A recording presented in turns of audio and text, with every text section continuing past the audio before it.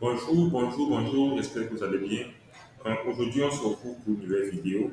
Une vidéo dans laquelle je vais vous présenter à quoi ressemble une bourse de gestion de frais dans une université du Québec. Ok, ok. Mais avant, je vais vous montrer ce que c'est cela. S'il s'agit d'une attestation officielle d'admission, voilà un peu à quoi ressemble l'attestation officielle d'admission. J'ai marqué certains éléments personnels de la personne.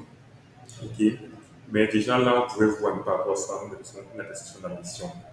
Vous voyez, il y a tous les éléments. Je vous ai dit qu'en fait, lorsque vous allez euh, sur le termination de Québec, il faudra exiger ce que, ou bien vous assurer à ce que votre lettre d'admission qui vous a été délivrée par l'établissement contiennent tous les éléments qui donnent toutes les informations sur votre programme d'études.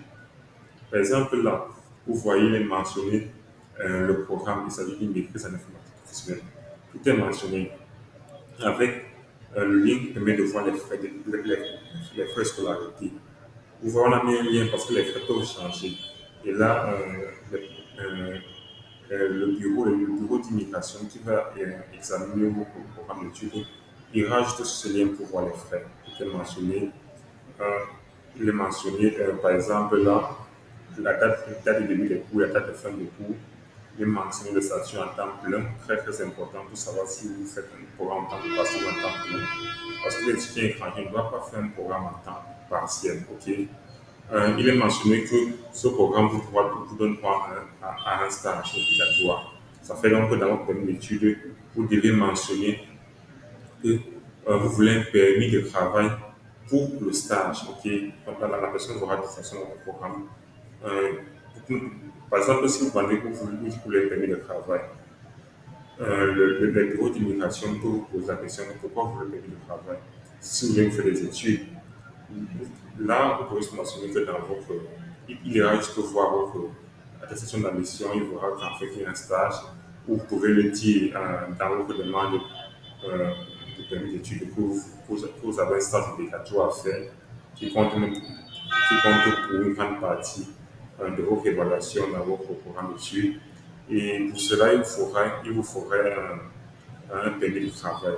Pour information, le permis de travail donne droit à 20 heures de travail par semaine. C'est le maximum pour un étudiant étranger. Ok. Donc, voilà un peu ça.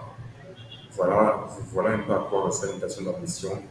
Là, on est là pour l'Université du Québec à Chicoutimi. Je vais juste vous montrer à quoi un peu ça ressemble. Mais surtout, je vais vous montrer à quoi ressemble une bourse d'exemption de frais majorés. Donc, l'étudiant en question m'a aussi envoyé, bon, pour un de ses amis, à quoi ressemblait une bourse d'exemption de frais majorés. Donc, voilà un peu à quoi ça ressemble. La personne a reçu la bourse, bon, c'est quelqu'un qui était déjà étudiant, donc il a reçu la bourse. Mais je vous ai dit qu'à l'Université Québec à Chicoutimi, à l'ECA, si vous souscrivez un programme d'études avec recherche, vous aurez une lettre comme celle-ci. Vous l'aurez euh, quelques jours, je dirais peut-être 24 après avoir été admis. Maintenant, si vous avez fait plutôt un programme de maîtrise, un programme par exemple de maîtrise professionnelle, là, vous l'aurez plutôt au second trimestre. Ça veut dire quoi? La bourse d'exemption, on favorise bien faire une maîtrise avec recherche. Ok? Mais si vous venez faire une maîtrise professionnelle, on vous donne la bourse euh, ou plutôt au second trimestre. C'est-à-dire, si vous êtes admis à l'automne 2022, vous l'aurez plutôt à l'hiver 2023. Bien sûr, et s'il y a un peu de critères, on regardera si vous avez des bonnes notes. Donc, donc si vous êtes soufflé à tout prix à votre bourse, c'est vraiment positif pour couvrir une grande partie de vos frais. Vous devez peut-être devoir revoir un peu vos exigences en termes de programme d'études et partir chercher des programmes en recherche. Bien sûr, si vous vous inscrivez à l'automne 2023, une bourse comme celle-là, vous l'aurez automatiquement derrière les frais seront réduits. Pas besoin de chercher d'avoir la bourse, les frais seront réduits.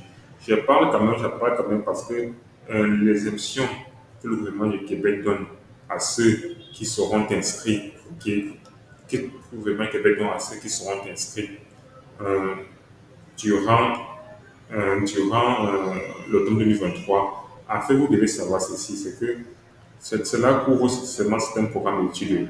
Je l'avais parlé là dans ma première vidéo.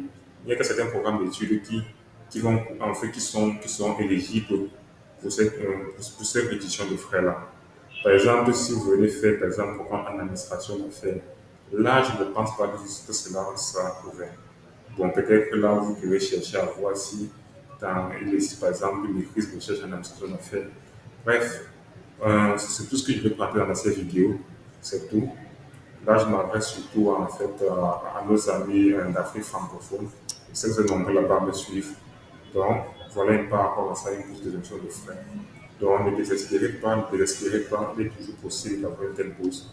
Je ferai plusieurs vidéos, je vous montrerai aussi de comment avoir une bourse pareille dans d'autres universités. Notamment, ma prochaine vidéo parlera de l'Université du Québec en Ontario. Ok, merci de m'avoir regardé cette vidéo et à bientôt.